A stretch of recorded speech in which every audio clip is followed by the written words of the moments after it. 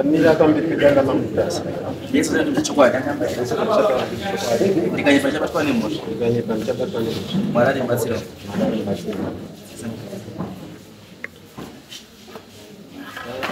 Changamira. Ningati kutanga kwa first week ya February.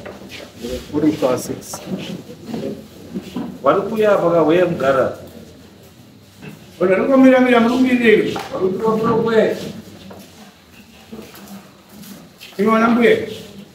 Mungaga kwa njengo kule kanza kupinda kupinda kamba ya rudio umberi. Kutanga kwa February. Mswa 6 pokaitwa gari private. Ndikuti private. Ndikuti inoziwa sasabu nzvimbo iyo. Meeting yaitwa yakazi iri kuitwa yekugadza sabu munyowani. Mina handina kudaidzwa. Saka zvaitwa pakaiswa vanhu avo ndakadoma avo ndo vakumhanya nevhu. Saka handisiziva kuti zvakafamba sei ini ndiri sabu wenzvimbo iyoyo.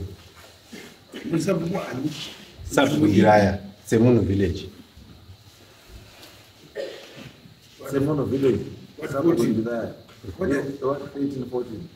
What 14? What 14? Like muruti mindi sabu.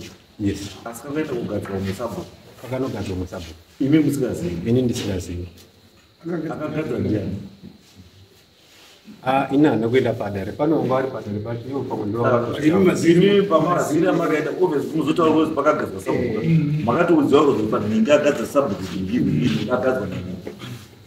Hanzi pakaya vanozowana tsopotsa vakagadza chairman na secretary na vice secretary. Ndivo vakumhanya nebhuku kusvika izvozvi. Tsopotsa ndiye.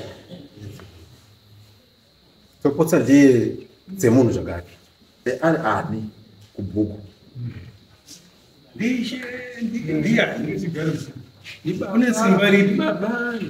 Handizivi kuti simba racho rakabva kuti kuti sabhuku ndirai. Uripi tsopotsa zvacho. Tsopotsa murume mukadzi. Murume. Saka mai munosudza mati.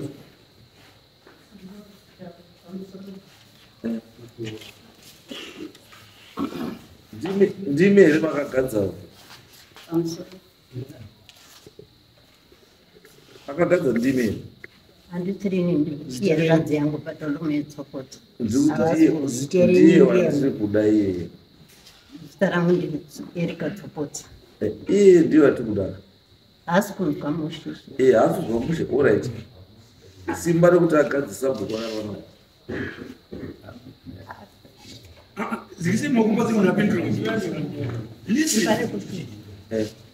Simba rekuti agadzisa bhuku rakapiwa naani? Haana kugadza sabhuku. Akaita sei? Akangopiwa mapepa akaenda kunointrodusa vanhu kumusha. Apiwa nani simba rekuti inointroduce sabhuku? Akamupa simba rekuti inointroduce sabhuku ndiani? Haipa kundo mapepa akapiwa nani? Akabva kwaDC. Ndoko DC. Ekunogadza sabhuku. Ekuanaudza kuti patolume ndihasa. Izwai. Zvinoitika pasabhuku. Munhu anogadza masabhuku edze madzishe ese ndini. Hakuna saisha anogadzwa ndisingazivi. Ende hakuna sabhuku anogadzwa ndisingazivi. Pepa rasabhuku richienda kuHarare, signature yako inofanira kunge rikwanisa yamwari.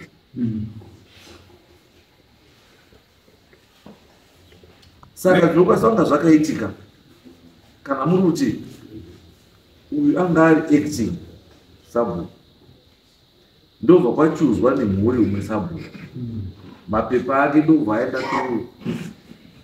the system unosvika kuHarare.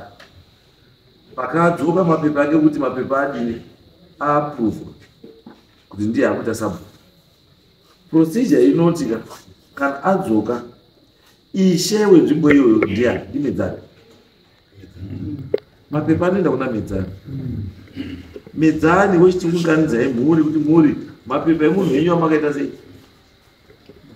pamakasarudza kuti aite sabhuku adii manzwira ndenda chakamira panzi pana chiyani secretary ndo wakunzi wangu kana kuti saka ndinopane iye anatoka uyu awari kuti hanzvadzi yavo isiri kunzwa zvakanaka ndiyo yakapiwa mapepa kubva kwadc kuti chienda unointroduce sabhuku ndosaka kuti maybe mapepa acho akabva kwadc tiaona isu mungaimba vakana kuchiziva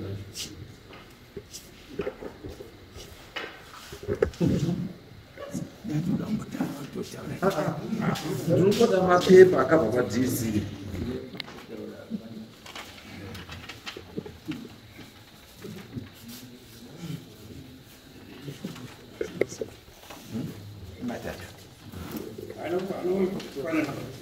Aiyo information nikitaura limbo ndikumbira kutaura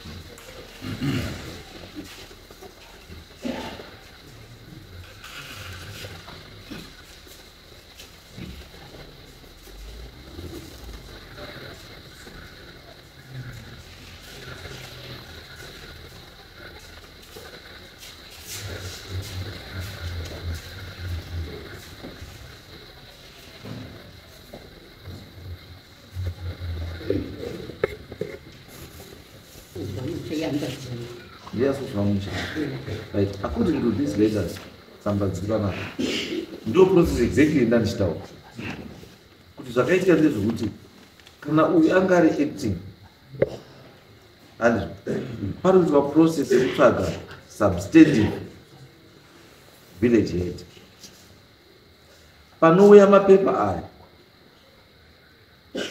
hamungoendi mangosvika kuvillage kutosvika kuti tatopo izvozvizvo handizvo. That's not it. Pane chinhu chinonzi handover take over. Ini kuti ndite mambo papaine acting chief mundasa. As acting chief mundasa pakauya tsamba yangu takatodaidzwa tiri 2 copies kwaDTC. Kunza tsamba yadi yawe. Ngatichilonga kuti musi Friday toita futi meeting yehandover take over. Kuti mambo outstanding cases zvimwe zvazvoda kuitwa zviri pamberi ndo paunozvipiwa ipapo muchitasa. Hatina kutanga nokuti tsamba yangu yawe ndatobva nayo kwana yatoya right vanhu shuya kuroku dai ndinda mambo izvi ndato mambo sicherere uyu. No, it's an African. Hapana hunhu ipapo. Panoleka chi. Yes, for sure. Choposa Betromeo Langanai akaappointiwa musi wa 6 February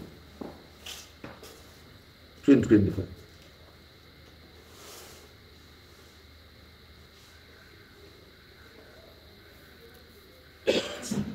Na permanent secretary pasera. Meaning kuti Choposa Betromeo ndiye a substantive village head for village inonzi ndo zvatiri kutaura chi is very correct, but chatiri kutaura isusu maybe issue yapapa ndeyekuti ndini ndakabata chinhu nguva yese asi hamuna kuzomboitawo courtesy yekuti munditaura kuti apo mune chiuyai panapa ndima muri actor chiuyai panapa mapepa akazokura maifana kuenda naye pamberi pechi pevanhu zvichimutaura kuti no acting sabhuku zvazvichiitwa naacting sabhuku so zvese zvakuenda kupi uko isangefana kunge yakaitwa kunga ambushi ba yanga isingafana kutanga chii ambushi yaifana kuitwa zviri pajikerere because chii these papers are authentic. And so I think the issue iripo baba ndekuti Anzani uyu Ranganai support the ndiye akwenda nehurumende kuti asabstende kuchi sub kupebasa there but chavakaita ava chiri wrong inyaya yekunotify kuti ndozvachiri because this one iprocess yakatopera ndozvo. Yes, correct. Baba vangu yangatsa vakapuwa bhuku naLanek Tsemun haikona zvetemporary zvachose vakatodaidza village vakataura kuti bhuku ndapandiraya zvachose. Saka nyaya iyi yakatomboenda nguva ishemedzana ishemedzana akauya kuvillage akataura saizvozvo kuti ndiraya ndiye uchagara pasi utsvaga sabhuku. Saka inini zvamunetsa manje zvikisai kumapunda zvamuchaita manje since pane chi it means nyaya ine dispute asi kana ine dispute imi muri kucontesta this thing. Saka kana muri kucontesta this thing chinyorai rate of objection inoenda through the DDC's office. DDC wozondikopawo wozonditaurirawo so that nyaya yezodii izotariswe nekupinda mudare kuti zvakaitwa ndizvo here zviri correct kana asi for now kana ichi chinhu chaapo ichi hatina chatokwanisa kuita ndozvitoripo izvo haasabhuku ndibhadhara muno Ranganai ndiye haasabhuku. Imimi kana muine maissues then you have to contest this appointment. Ndo chete choto. Saka kana kuri kuenda kuvillage imi munofanira kunge muripo enda muite maintroduction zviripo muite handover take over zviripo even nyangwe paine fighting handiti kana muri kurwa hazvirevi kuti hamuchatauriri vanhu vachokwadi chokwadi chapo ndechi taurira vanhu chokwadi so that people are not misled. Kana zvichiita tinokwanisa kuti tishemedzane mubatsira vanhu vamuita basa iroro arrange for this meeting so that vanhu vataurwa sabhuku ako ndiyana whilst avo vachicontesta nyaya yavo nekunenasa because we cannot change that because that's it's a legal document. Yes. Alright, next case.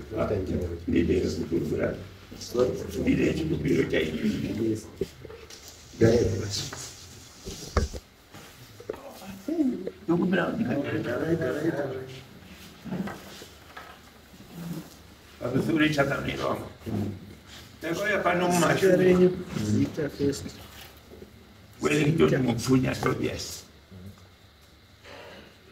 Makauya kudadi. Takauya chine dai ndakaonza idini. Baba mbo mtasa. Mashuro mo. Ichiti ni awa baba. Wakagadza vanhu mumutamambi. Ndokwakatangiranya.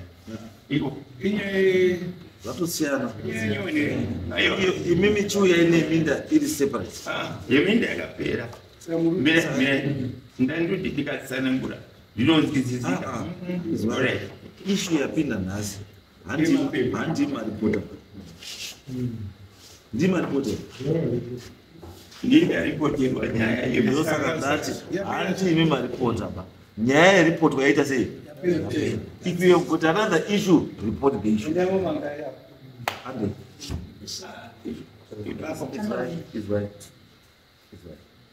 it's right that's nyaya yapinda ma yapera.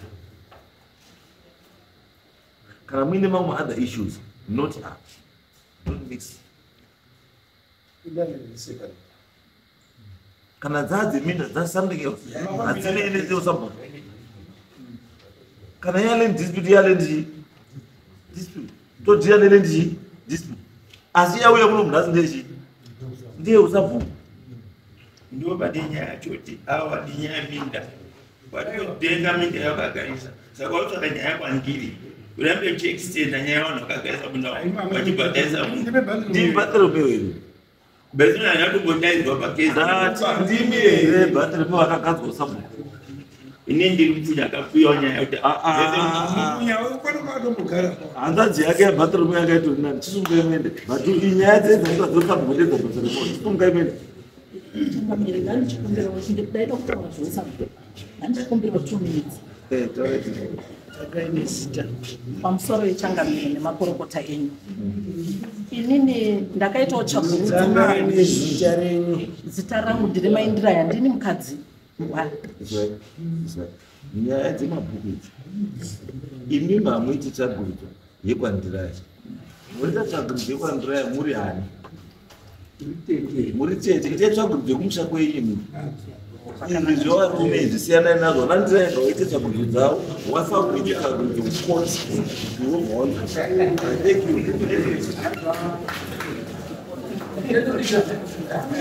Thank you.